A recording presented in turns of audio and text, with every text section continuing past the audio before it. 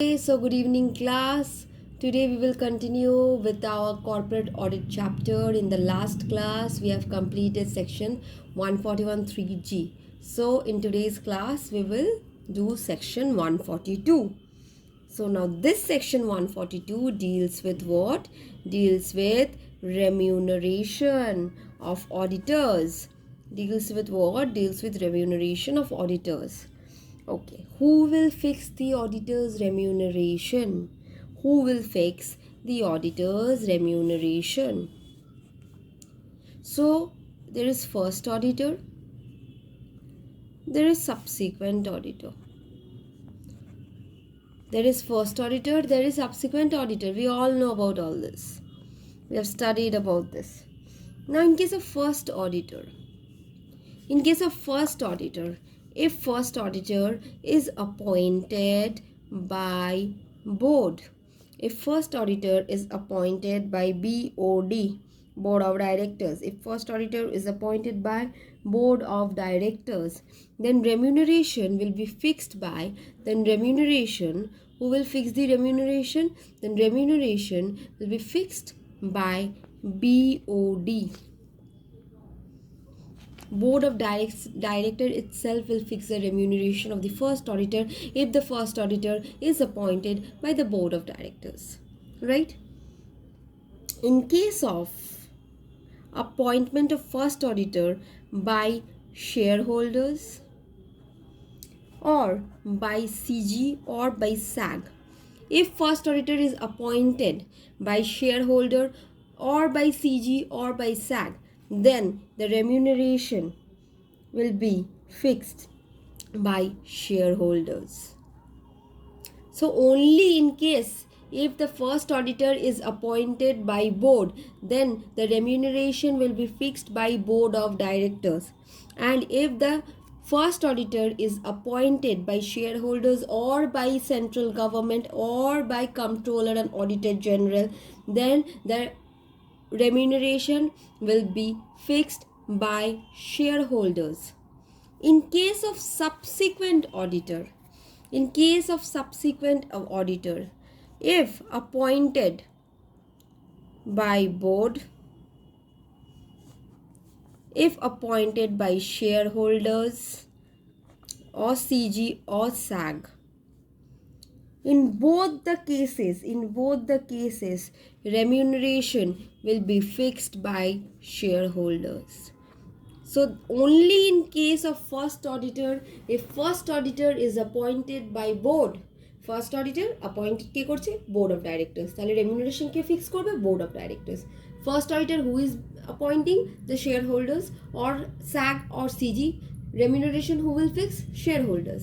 First subsequent auditor who is appointing, irrespective of appointment by board or by shareholder or by CG or by SAG, the remuneration will be fixed by the shareholders. That's it. That is section 142. Clear? Done with section 142. Now moving on to section 143. Now we'll talk about in this section we'll talk about the powers, that is the rights, and what are the duties. Powers, that is the rights, and duties, that is the obligation, and duties, that is the obligation, and duties, that is the obligation of auditor. Okay, so powers, that is the rights, and duties, that is the obligation of auditors. So in this section 143 we'll talk about this. Now section 143 subsection 1 talks about the powers, rights. So what are the rights that is given to the auditor? What are the rights that is given to the auditors as per the Companies Act 2013? The first right that is given to the auditor is right to inspect books of accounts. Of course, audit করছে কি জন্য? Books of accounts inspect করবে, of course. So first right is right to inspect the books of accounts. এখানে কিছু বোঝানোর তো মনে হচ্ছে না আছে, Next, right to seek information and explanation. Right to seek information and explanation means the auditor has the right to ask for the required information he needs or she needs to do the audit work, to perform the audit work, to prepare the audit report, and also the explanation why this happened, why this transaction took place. These are the requirements. So the auditor has the right to ask for such information which is needed to prepare the audit report by him or by her. Clear? So the first right is to right to inspect the books of accounts. The second is right to seek information and explanation. Number 3, right to attend. Right to attend general meeting. Right to attend general meeting. The auditor has the right to attend the general meeting of the company. If you remember, in company law, we talked about AGM, we talked about to whom the notice, who are the persons to whom notice should be sent, and in that auditor was also mentioned. So the auditor has the right to attend the general meeting. As per section 143(1), these are the main 3 rights that are being given to the auditor. First is what? Right to inspect the books of accounts. The second one is what? Right to seek information and explanation. And number 3 is what? Right to attend the general meeting. But there are 2 more rights. There are 2 more rights. There are 2 more rights that is given to the auditors. 2 more rights. Now, what are these 2 more rights? 2 more rights. Number one, 2 more rights are given to the auditor. So, number 1 is right to lien. Right to lien means what? Means the auditor has the right. The auditor has the right to retain the books of accounts of the client. Retain the books of accounts of the client who have not paid the audit fees, means auditor's fees, who have not paid the auditor's fees. So the auditor has the right to retain. আমি ক্লায়েন্টের audit করতে গেলাম, client আমাকে আমার ফিস দিল না, so legally I could retain the books of my clients. আমি নিজের কাছে রেখে দিতে পারবো বই খাতা, means বই means books of accounts.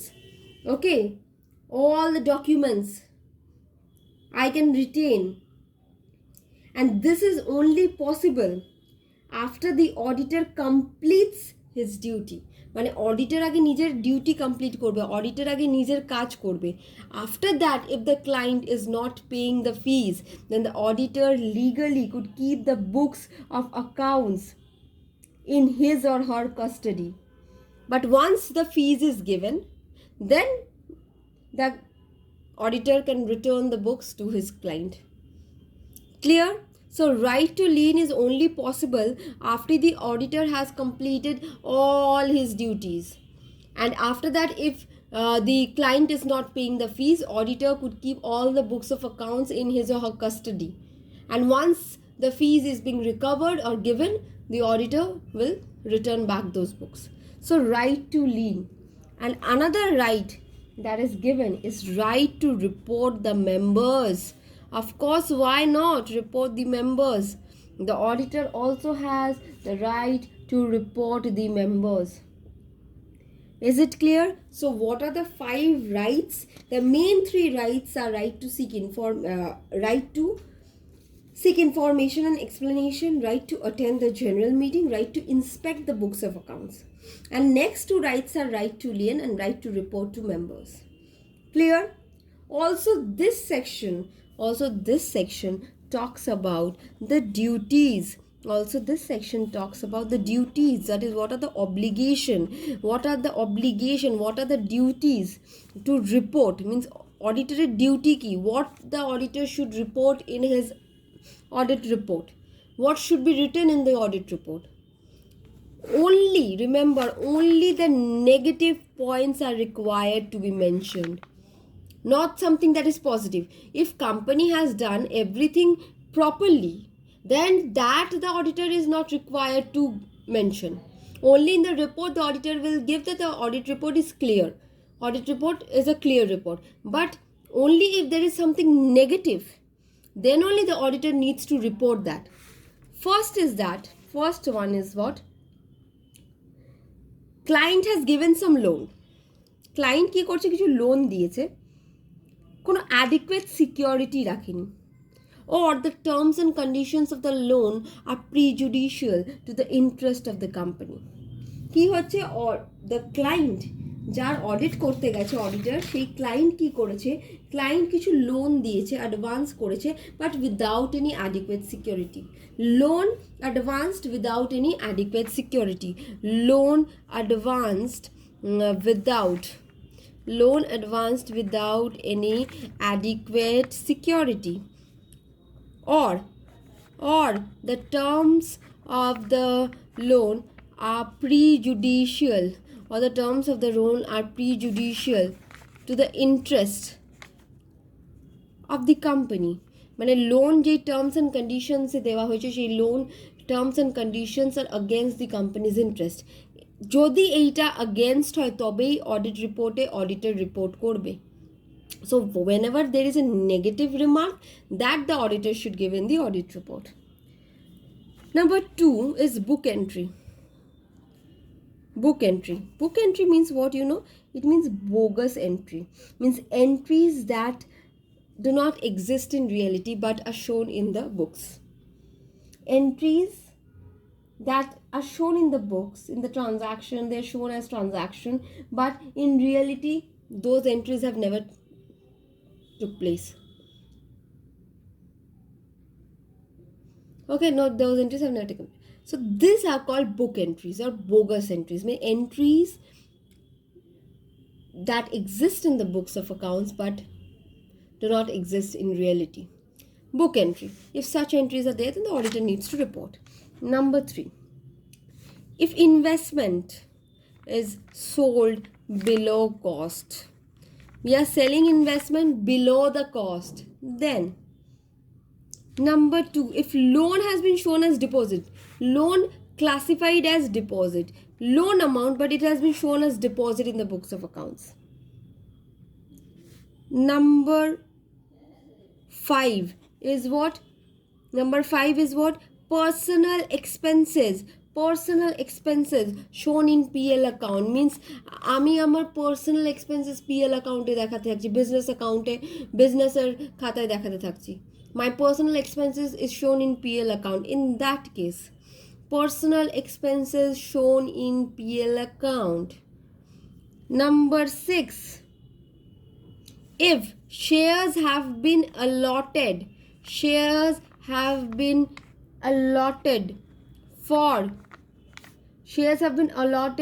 for cash and if proper details have not been mentioned.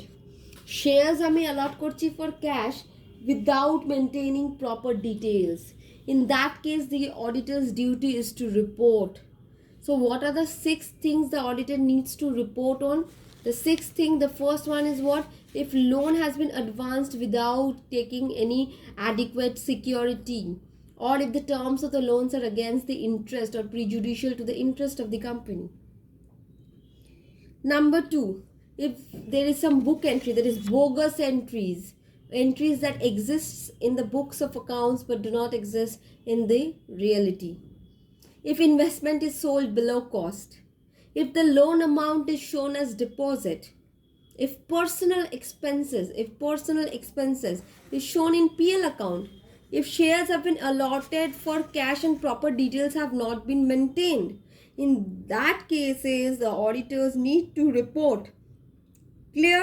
So this is what about the duties we talked about, and next what we talked about the rights, the 5 rights. Next, in section 143 and 2, subsection 2, in 143 subsection 2, it is said that it is the duty of the auditor to comment on the financial statement, that whether the financial statement represents a true and a fair view or not. This we have studied in first chapter only.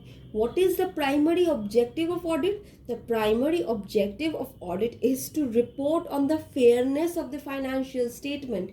And section 143 subsection 2 states that only, nothing more. It states that it is a duty of the auditor to comment whether the financial statements represents a true and fair view. Clear? Next, section 143.3. So we talked about 143.1, 143.2, 143.3. Now 143.3, what are the certain, here we will talk about, here in this 143.3, again we will talk about certain other rights that is given to the auditor, certain other rights that is given to the auditor. Okay, rights which is given to the auditor. First one is what? Right to access books of accounts and vouchers.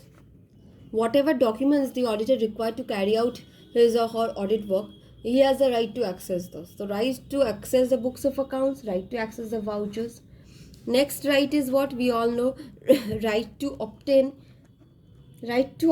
information and explanation. Of course, whatever is required, he or she has the right to obtain that. He has the right to access books of accounts, he has the right to obtain information and explanation. Okay, next number 3, right to obtain